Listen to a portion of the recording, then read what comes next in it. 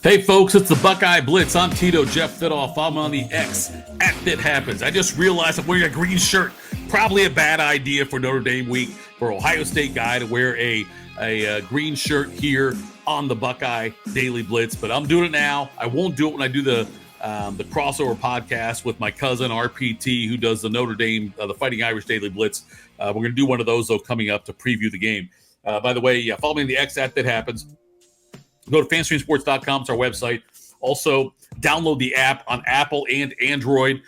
We are on FanStream Sports, powered by DSP Media, but it's a free app, round-the-clock programming. So many great programs, great shows we have covering things all across the country. So check it out. Great programming. Like, listen, subscribe, share, all those things. Also go to the Facebook page, interact with hosts. And it's a FanStream Sports Facebook group with hosts and other fans and whatnot. But Notre Dame week. And some news out of the way first. We'll get to negative news, other than the green shirt I'm wearing. But Gerby Lambert, who is in the class of 2024 offensive lineman, 4-star guy that Ohio State was pursuing, he had his final list of potential teams, and the ones he wanted, is Ohio State, Notre Dame, and Harvard. And he chose Notre Dame. So that's a hit for Ohio State. Good for Notre Dame. They get a 4-star offensive lineman for the class of 2024. Ohio State still has a great class coming in. They'll continue to add players to that. But let's talk now about what was said after the Western Kentucky game. Now, Ryan Day and the coaches had some availability on Tuesday. And so one of the big things that was criticized or scrutinized going into the season, criticized into last year, and one of the big things that we were looking at for Ohio State in this season now is the fact that the offensive line wasn't for a major overhaul and didn't look great the first couple weeks, but they did look solid against Western Kentucky in their 63-10 win. And that's one of the things Ryan Day said. He said that, it's a step in the right direction was the phrase that he used. And I agree with that. The Ohio State offensive line looked better. It's looked better every week so far. And that's important going into the Notre Dame game. That's all I wanted to see from Ohio State. When we talk about, they should be Indiana by more, they should have dominated them by more points, they should have done more against Youngstown State. Okay, they were very vanilla in their offense until they got to Western Kentucky. Then they opened it up. We saw what happened. All I wanted to see was improvement every week from Kyle McCord. Saw that. Improvement the offensive line. Saw that. Improvement the defense. Yes. So all these things are setting up nicely for the game against the Fighting Irish in South Bend on Saturday. There's a lot of talk about this being Kyle McCord's first big-time game, first big-time opponent, playing on the road in South Bend. And I'll push back on that a little bit from the standpoint of that the pressure that he puts on himself. He got to start last year, remember, and got a win. And then he gets to start at Indiana. Not an easy place as far as to start it's an easy place to play. To start your first season as a full-time college ball starter, which is what it looked like it was going to be for him from the start, on the road in the Big Ten Conference, nothing is taken for granted in that regard. It wasn't a great game. It was still a big-time game for him. So the fact he's got now 4 games as a starter under his belt, 3 this year, 1 last year. The fact he's got that under his belt says a lot about where he's at now. So I'm not sitting there going, oh my gosh, he's going to be so tested because it's the Notre Dame. It'll be tough for him. The lights shine too bright. The stage is too big. None of that's true for me. I don't think that's going to be true for Kyle McCord. I think he's had enough pressure he's put on himself in other games before this one. This is certainly a very marquee game and all that, but that doesn't mean there's more pressure on him than he would have felt in his first time starting in a college game or first time starting on the road in the Big Ten, things like that. So I'm not that concerned about that part of it. Now, Ohio State's offense and Kyle McCord will be challenged, very much so. Notre Dame has got probably an underrated defense, and they've got a very veteran defense. And so it's not going to be like it was against Youngstown State or Western Kentucky. But nonetheless, the performance that McCord had and the offense had in those games, specifically in Western Kentucky, though, does help out quite a bit heading into this. All right, let's flip to the other side of the ball. We'll do more. I'm telling you, I won't wear a green shirt next time when I'm doing this with my cousin Rob, who does the Fighting Irish Daily Blitz. I will make sure to be donned in more Buckeye gear at that point. But the defense for Ohio State, Sam Hartman's going to be tough to defend. He is the best quarterback Notre Dame's had in years. I was trying to think when the last time, and I'm not talking about the overhyped Ron Powlus or guys like that. There were guys that have been overhyped for you. I wasn't that impressed with Brady Quinn anyway, but maybe it's the best one since Tony Rice. God, I can't wait to argue with my cousin about this, but he is going to be tough to defend. He is a very talented quarterback, and they do have decent weapons there. This is Notre Dame's. I know last year's game against Notre Dame in the Horseshoe was a struggle, 17-10 win for Ohio State.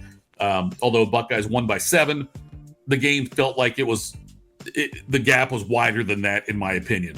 This one is Notre Dame's best chance to win a game against Ohio State in years. I've never felt threatened by Notre Dame during the couple years they played in the 90s, during the bowl game they played. I never really felt threatened that Notre Dame might beat Ohio State. This one, though, is a different beast. Notre Dame is a damn good team this year. Well-coached, veteran team.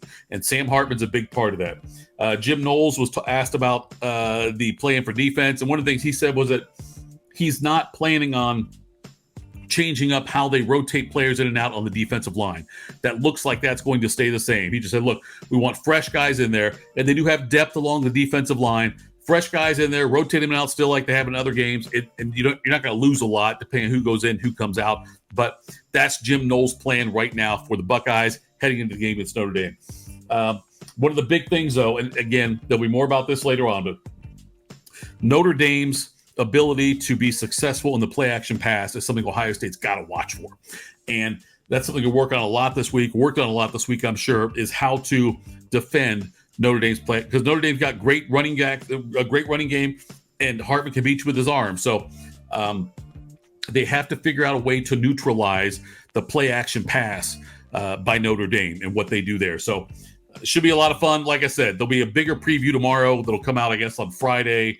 Is probably when it'll be released, Friday morning. But nonetheless, a bigger preview forthcoming on this Ohio State-Notre Dame game between me, that will include me and my cousin Rob, RPT, for the Fighting Irish Daily Blitz. All right, let's switch gears now and go to men's basketball. The schedule was released for the Ohio State men's basketball team. We knew we knew the games were going to be. We knew who they were playing. We already knew the non-conference schedule, but now we can fill in some of the blanks. Ohio State now, as they've done for the last few years, will play 2 Big Ten games in December. This year, those games are going to be against Minnesota, and that will be here in Columbus on December 3rd and at Penn State and State College on December 9th. That'll be Ohio State's first true road game on December 9th when they play at Penn State. They will have Oakland, Texas A&M here on November 10th. Will be a big game. I can't wait to watch that one. A&M's a quality team. That'll be a big test for Ohio State early on in the season. This goes back to where I love that Holtman is scheduling better games early in the non-conference schedule. As we go through the schedule, I'll read through a few more of the games here, but A&M is a quality opponent for the Ohio State Buckeyes. Luckily, they're playing here in Columbus this year. Next year, they'll be in College Station. They then host Merrimack, Western Michigan. Okay, easy wins. They play Alabama and then either Oregon or Santa Clara in the second game in a tournament down in Florida. And then Central Michigan here, Minnesota here, Miami of Ohio here, and then at Penn State. Then they got the UCLA game as part of that CBS Sports Classic in Atlanta, Georgia. They play New Orleans. They play West Virginia up in Cleveland. So now we're talking about in the first, until we get to January, Ohio State will have 1 true road game. Not the worst thing in the world, but they do have opportunities to get some big-time wins, high-profile wins. When you're talking about teams like Alabama, Oregon, obviously UCLA, those are all West Virginia, A&M. Those are all possibilities for Ohio State to get some big wins. Get the Big Ten schedule, and they've got they're going to play Michigan twice this year, which I like. They play at Michigan on January 15th. They're going to turn around, and they're going to host Michigan on March 3rd. The Buckeyes' Big Ten schedule wraps up with a game at Rutgers on March 10th before we get into the Big Ten tournament. Switch back to football for just a moment, by the way. 2025 schedule. They've got their non-conference games set. Ohio State's opening up on the football side. Now we'll go back to that. On the football side, Ohio State hosts Texas August 30th. The Arch Manning third year in the program on August 30th, 2025. They're also going to play in-state MAC school, Ohio University, on September 13th. On October 18th, they'll play Connecticut. That'll be their third non-conference game. We'll fill out the rest of the schedule, obviously, once they get the 2024 and 2025 Big Ten schedule set. But that's the 2025 season, what we're looking at for Ohio State football. All right, we'll switch back over to women's basketball now. And the first bracketology for Big Ten women's tournament came out, and Ohio State was listed as one of the potential number 1 seeds. They've got 4 number 1 seeds, obviously. LSU, the overall number 1 seed. The other 3 number 1 seeds are Ohio State, UConn. So LSU, Ohio State, UConn, UCLA are the 4 number 1 seeds in the first bracketology released by ESPN. There are 8 Big Ten teams in that field. Ohio State is the 1, Iowa is a 2, Indiana is a 3, Maryland is a 4, Nebraska and Illinois both 7 seeds in this bracketology, Michigan an 8, and Purdue in the play-in game as an 11 seed. Just goes to show you how stacked the Big Ten is going to be this year. If you want to take it a step further, take a look at the 3 of the 4 schools that are joining in next year for the Pac-12 are also in the field. USC or UCLA is a 1 seed, USC is a 5, Washington is an 8. So that would put 11 Big Ten teams in this field with the expanded conference, if that were the case this year. So, and including 2 of them number 1 seeds in the Big Ten, UCLA and Ohio State. Then, Iowa's a 2, Indiana's a 3, Maryland 4, USC 5. That right there is 6 teams that are seeded 5th or better among the schools currently and in the future going to the Big Ten. That shows you how deep the Big Ten women's side is going to be in basketball. So can't wait for that. Love that UCLA is coming in, USC. They're both quality programs. Washington, head coach Kevin McGuff's former school. And so that's going to be fun as well when they get here. And I can't wait to talk to Coach Kevin McGuff here soon about the prospects for the season and the fact they are a preseason number 1 seed according to ESPN's bracketology. One more note, just so you know, Miami of Florida tight end Cam McCormick has petitioned for another year of eligibility. This is just a fun story. It's not about the Big Ten. It's not about the Buckeyes. An interesting story, I should say. McCormick is 25 years old. He started his career at Oregon, and then he was 7 years in the program with the Oregon Ducks because of various injuries and waivers and whatnot, the COVID year, all of those things. And now he's applying for another year. This would be his 9th year of college football if he gets the chance to do it in 2024. So he's already got 8 years. I don't think the NCAA is going to deny him. I mean, it could be a record right there. No one's ever done 9 years of college eligibility at the football level. We'll see if it happens. But that's Cam McCormick, tight end for Miami. Not a huge player. He scored a touchdown when Oregon beat Ohio State here in Columbus, I think it was, a couple years ago. But not a big-time player. Just a neat little fun story that McCormick might end up getting 9 years of college football unheard of. All right. That's the Buckeye Blitz. I promise you, next time, scarlet and gray colors, Buckeye hat, when we do the Notre Dame Ohio State preview with Cousin Rob with the Fighting Irish Daily Blitz. Thanks so much for tuning in. Download the app. Again, Apple, Android. It's there. It's free. Do it. Like, listen, subscribe, share, all of that. Go to fantasysports.com.